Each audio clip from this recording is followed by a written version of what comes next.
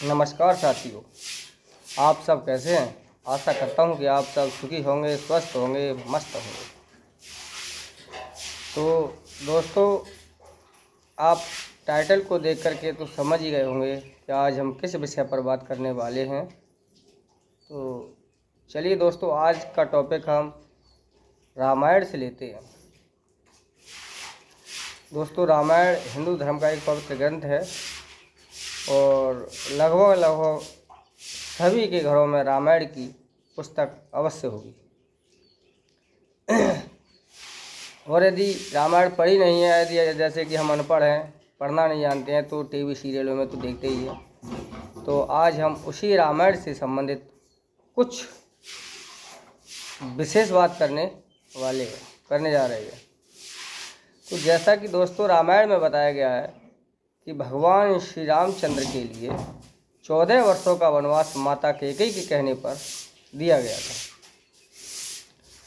तो वनवास सिर्फ भगवान रामचंद्र को मिला था। माता सीता और लक्ष्मण उनके सहयोगी के रूप में स्वयं अपनी इच्छा से उनके साथ वन को गए थे।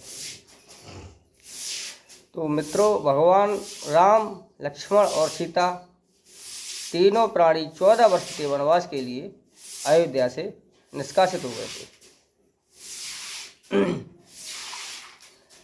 तो जिस समय रामायण के अनुसार भगवान राम वन को गए थे, उस समय सिर्फ वह 3 ही प्राणी थे जिनके लिए सुमंत जी द्वारा वन के लिए छोड़ा गया था।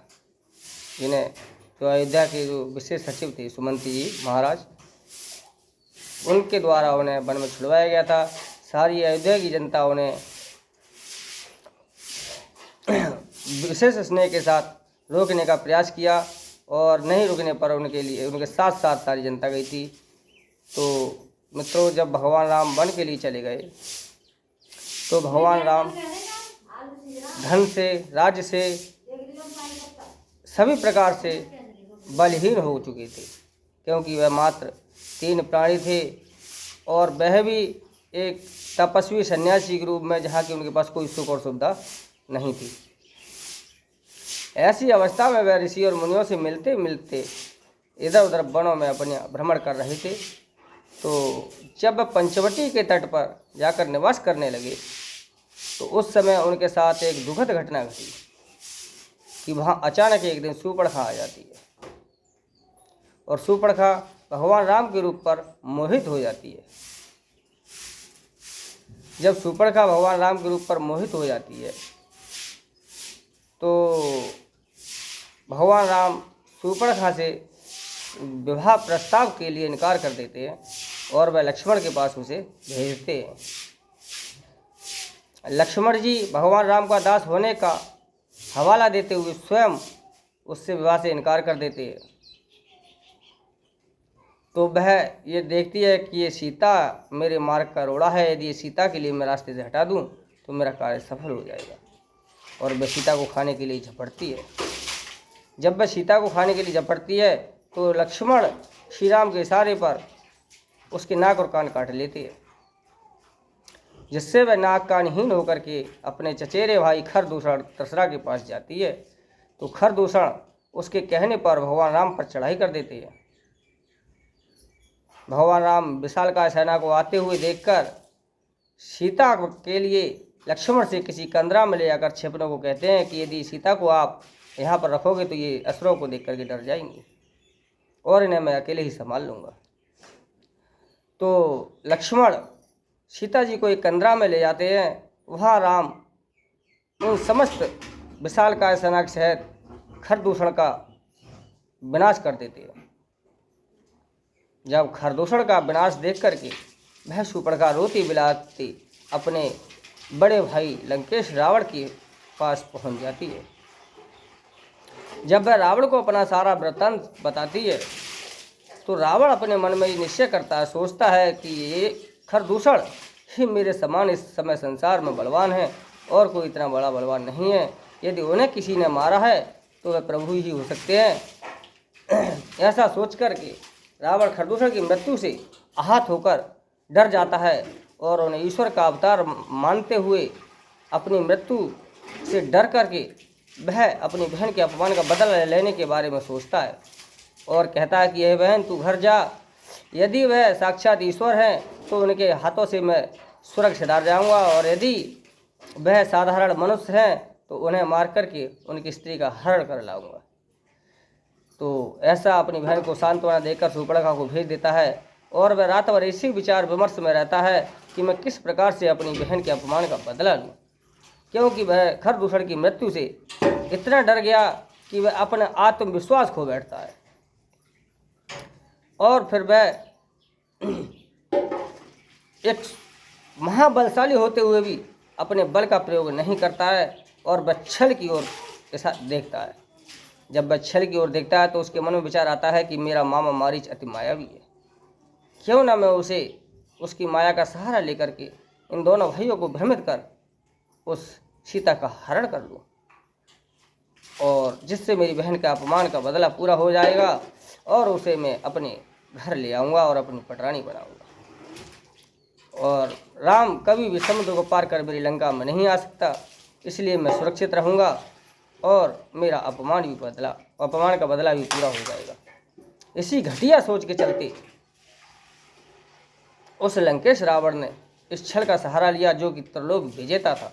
यदि रावण चाहता तो सेना को लेकर के राम पर यदि चढ़ाई कर देता तो उस समय हो सकता कि वो राम को पराजित भी कर सकता था, क्योंकि राम के पास उस समय कोई संसाधन नहीं था, कोई इतना बड़ा युद्ध जीतने के लायक क्षमता उस समय नहीं थी।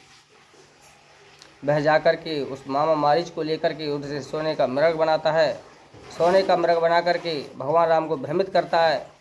जब भगवान राम उसका पीछा करते करते जब चले जाते हैं बहुत दूर तक, जब उसे मारते हैं तो वह सोने का मृग सीता और लक्ष्मण के लिए भगवान राम की आवाज़ में पुकारता है।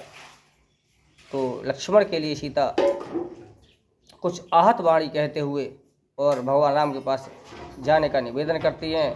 लक्ष्मण बार बार समझाते हैं कि मेरे भ्राता पर तो कोई संकट आ ही नहीं सकता, लेकिन जब सीता कुछ कटु वचन कहती हैं तो लक्ष्मण रेखा एक धनुष से अपनी लकीर खींच करके और आश्रम के चारों ओर चले जाते हैं। कहते हैं कि हे माते, इस लकीर के बाहर मत निकलना, यदि इसके बाहर निकलोगी तो तुम सुरक्षित नहीं रहोगी।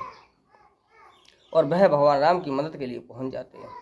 उधर रावण जो कि त्रिलोक विजेता था, एक साधु का रूप धर के छल करके कुत्ते की भांति इधर उधर देखता हुआ कि कोई देख तो नहीं रहा है, और आश्रम पर पहुंच जाता है और सीता से भिक्षा की याचना करता है। जब सीता भिक्षा के लिए जब देती है तो वह कहता है कि हे माते, ये जोगी तब तक भिक्षा नहीं लेगा जब तक आप बाहर आकर के नहीं दोगी, क्योंकि भिक्षा आपकी बंधी हुई है। तो सीता उस भिक्षा के लिए जैसे ही रेखा से बाहर आकर के देती है, तैसे ही रावण उन्हें गोद में उठा लेता है और रथ में बैठा लेता है और लंका के लिए ले आता है। जब रावण लंका के लिए सीता को ले आता है और रावण निश्चित हो जाता है कि अब राम तो लंका में आ ही नहीं सकता, क्योंकि समुद्र पार करना है जिसे वो कर नहीं सकता। तो जब लंकेश रावण निश्चित हो जाता है, उधर भगवान राम सीता के लिए जब कुटिया में नहीं मिलती है तो राम और लक्ष्मण सीता के लिए ढूंढते हुए फिरते हैं। तो मित्रों, हाँ, एक बात कहना भूल गया कि जब लंकेश रावण सीता के लिए लंका के लिए लेके जा रहा था तो सबसे पहले उसे जटायु ने देखा था और जटायु ने लंकेश का रास्ता रोका। लंकेश को समझाने का प्रयत्न किया लेकिन वो नहीं माना। तो जटायु में और लंकेश में युद्ध हुआ था। उस युद्ध के दौरान लंकेश ने जटायु के पर कतर दिए। जटायु घायल अवस्था में वहीं पड़ा भगवान राम के आने की प्रतीक्षा कर रहा था कि कब राम आए और कब मैं संदेश सुनाऊं। तो जब भगवान राम सीता को ढूंढते हुए जब जा रहे थे तो उस समय उनकी सबसे पहली मुलाकात जटायु से हुई। तो रामायण के अनुसार जटायु ने भगवान राम के लिए सब कुछ साफ साफ बताया था कि हे प्रभु, आपकी पत्नी सीता का हरण लंका के राजा रावण ने किया है और मैंने उन्हें छुड़ाने का बहुत प्रयत्न किया, तो उसी लंकेश ने मेरी दुर्गति की है। तो सारा वृत्तांत बताने के बाद जटायु ने भगवान राम के ही गोद में अपने प्राण त्याग दिए।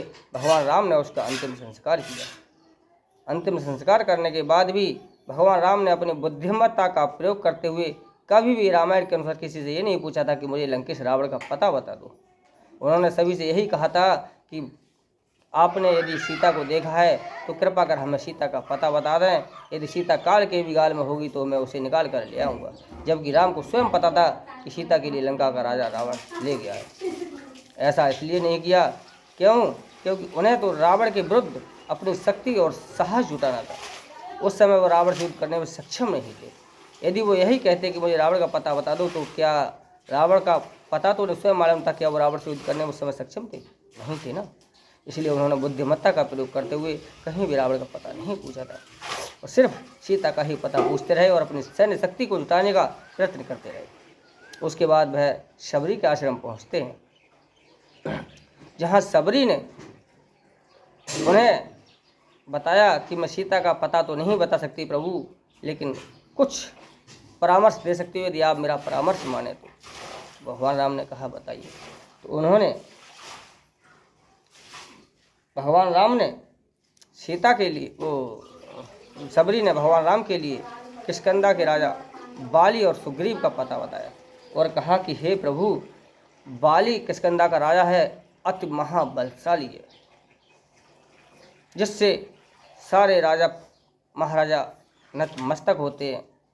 लेकिन उसने अपने छोटे भाई सुग्रीव को अपने राज्य से बाहर निकाल दिया, जो डर के मारे सिमुख पर्वत पर अपना जीवन यापन कर रहा है, जहाँ बाली एक श्राप के कारण नहीं जाता है। यदि आप मेरी सलाह माने तो सुग्रीव से मित्रता कर लें, उसके कष्टों का निवारण करें, तथा यदि और सुग्रीव आपकी सीता को खोजने में अवश्य मदद करेगा। भगवान राम के सामने सुग्रीव और बाली दोनों के गुणों का वर्णन किया गया था। यदि भगवान राम चाहते तो बाली से मित्रता करके सीता को घर बैठे मंगा सकते थे, क्योंकि बाली ने रावण को एक नहीं कई बार परास्त किया था। लेकिन भगवान राम ने बाली से मित्रता नहीं मांगी, बाली से कोई मदद नहीं मांगी। क्यों? क्योंकि बाली महाबलशाली था। यदि राम बाली से मित्रता मांगते और बाली यदि घर बैठे सीता को वापस ला देता तो सारा संसार यही कहता कि रघुवंशियों ने सीता की खोज के लिए बाली की शरण ली और बाली रावण से युद्ध करने में असक्षम रहे और बाली सीता के लिए लेकर के आया।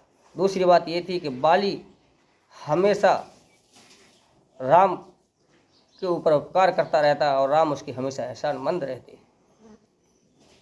राम के लिए हमेशा उसके सामने झुकना पड़ता, क्योंकि वे मदद मांगने वाले होते। तीसरी बात ये थी कि हो सकता है बाली रावण का मित्र है, मदद ही न करता।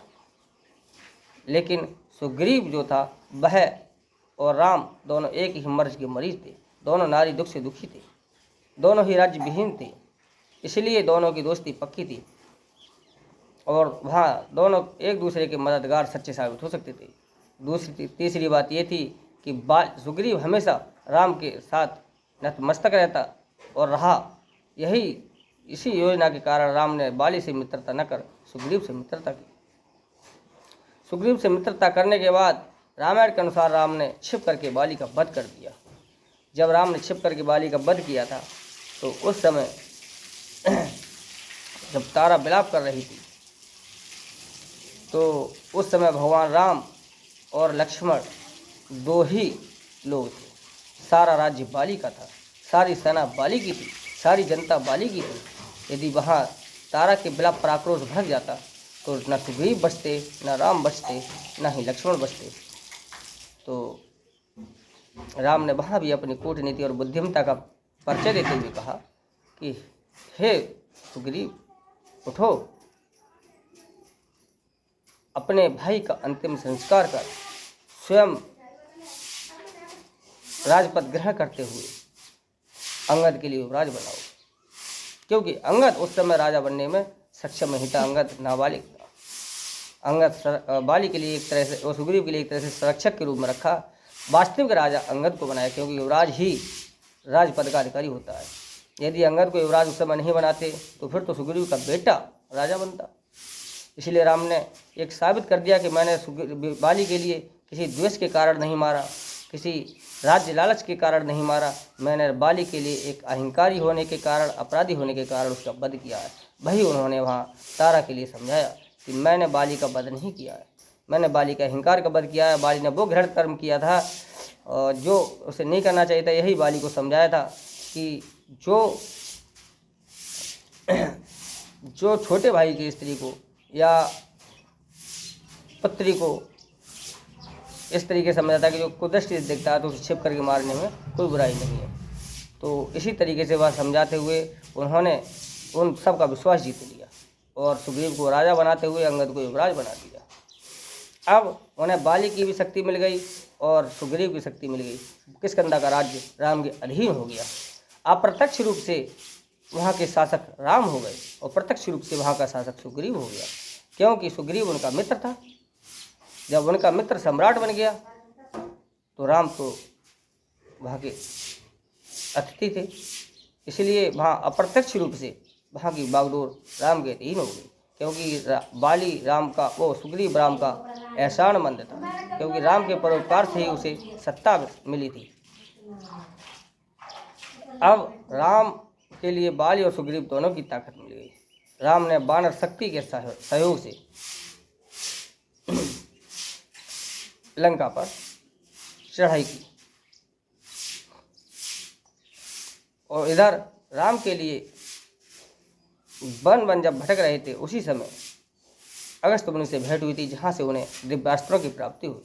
इससे पूर्व राम के पास इतने दिव्यास्त्रों का जखीरा नहीं था। सीता के हरण के बाद ही महामुनि अगस्त्य ने रावण के विनाश हेतु उन्हें दिव्यास्त्रों का भंडार सौंपा था। अब राम के पास सेना भी थी, दिव्य अस्त्र और शस्त्र भी थे और राम के पास एक किष्किंधा जैसे शक्तिशाली राज्य की शक्ति थी। अब राम वो राम नहीं, अब राम महापराक्रमी महाशक्तिशाली राम बन चुके थे। राम ने फिर भी अपनी शक्ति का परिचय न देते हुए अपनी शालीनता का परिचय दिया और राम के पास हनुमान जी के लिए उन्होंने किष्किंधा की शक्ति के साथ वानरों की सहायता लेकर के सीता की खोज प्रारंभ कराई। फिर भी उन्होंने किसी से ये नहीं पूछा कि हमें लंकेश रावण पर सीधे चढ़ाई करनी है, लंकेश रावण का पता बता दो। उन्होंने चारों तरफ दूत भेजे। रामायण के अनुसार जब चारों तरफ दूत भेजे थे तो लंका में जब खोज करने के लिए भेजा था लंका की तरफ, तो उन्होंने छठे हुए वीरों को भेजा था, जिनमें स्वयं अंगद, हनुमान, जामवंत, नल नील जैसे शक्तिशाली योद्धा थे। और चलती बार, क्योंकि उन्हें तो पता था कि सीता लंका में है, तो हनुमान जी के लिए उन्होंने मुद्रिका भेंट की थी। कहा था कि हे मित्र, जब आपको सीता मिल जाए तो उसे पहचान स्वरूप ये मुद्रिका भेंट देना। अब आप ये अंदाज़ा लगाइए कि मुद्रिका तो किसी और दूत को भी दे सकते थे, क्योंकि उन्हें तो पता था कि सीता लंका में, और लंका की तरफ खोज करने के लिए उन्होंने स्वयं हनुमान जैसे योद्धाओं को भेजा था, तो इसलिए उन्होंने वह मुद्रिका हनुमान को ही दी थी। जब सीता का पता लगा लिया लंका के रामायण के अनुसार, जब हनुमान जी लंका को जला करके राम के पास आकर के उन्होंने संदेश सुना दिया, इसके पश्चात भी उन्होंने लंका पर चढ़ाई नहीं की। उन्होंने लंका में दूत बनाकर फिर दोबारा से अंगद को भेजा था, क्योंकि वह युद्ध नहीं चाहते थे, क्योंकि दोनों रावण भी कम शक्तिशाली योद्धा नहीं था। वह चाहते थे कि यदि युद्ध टल जाए तो विनाश रुक जाएगा, लेकिन रावण ने अहंकार बस, काम बस, रावण के पास काम का जो भूत सवार हो चुका था, इसलिए उसने सीता को देने से इनकार कर दिया। और जब अंगद का भी शांति प्रस्ताव ठुकरा दिया गया, फिर राम के पास एक ही विकल्प बचा, वह था युद्ध। राम ने समुद्र पर पुल का निर्माण शुरू कराया। नल और नील, जो उनके पास दो वानर थे, जो कि ऋषियों के श्राप के वश के कारण पुल बनवाने में सहयोगी साबित हुए, जिन्होंने लंका में जाने के लिए पुल का निर्माण किया। उधर रावण ने जब सुना कि पुल का निर्माण हो चुका है, तो उसने अपने यहाँ एक सभा बुलाई। उस सभा में श्री राम से लड़ने के बारे में विचार विमर्श किया, तो उसके भाई विभीषण ने उसे कई बार समझाने का प्रयत्न किया। जब लंकेश ने उसकी एक बात नहीं मानी, लंकेश को एकदम क्रोध चढ़ा। जब क्रोध चढ़ा तो वह अपना आपा भूल गया और उसने लात मार करके उस विभीषण को भगा दिया कि हे देशद्रोही, भ्रातृद्रोही, तो दुश्मनों के गुण गाता है, तो जा उन्हीं दुश्मनों से मिल जा। जबकि ये रावण के लिए करना अनुचित था।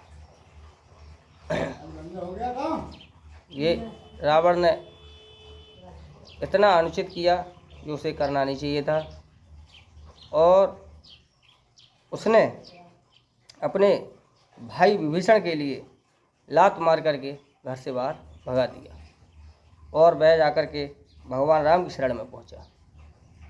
भगवान राम ने के दूतों ने जब उसे रोक लिया और राम के पास संदेशा भिजवाया कि लंका के राजा रावण का भाई आपसे मिलने आया है, आपका क्या विचार है। तो सुग्रीव ने कहा कि मेरे विचार से उसे कैद कर लिया जाए कि वो शत्रु का भाई है, वो हमारा भेद लेने के लिए आया है। राम ने कहा कि नहीं, सुग्रीव का आप लंकेश विभीषण को आप कैद नहीं, इस सम्मान के साथ लेकर के आइए। यदि वो मुझसे मिलने आया है तो उसे सम्मान के साथ लेकर के आओ। तो उसे जब बाण ले राम के सामने पेश किया गया तो राम ने लक्ष्मण से कहा कि हे भाई, आप समुद्र का जल लेकर के आओ। और समुद्र का जल मंगा करके उन्होंने सुग्रीव विभीषण का राज तिलक कर दिया और कहा कि आज से लंका तुम्हारी हो गई। अब आप समझिए कि दोस्तों, लंका का राजा रावण जीवित बैठा है और भगवान राम ने कह दिया कि लंका तेरी हो गई। लंका उसकी कैसे हो गई?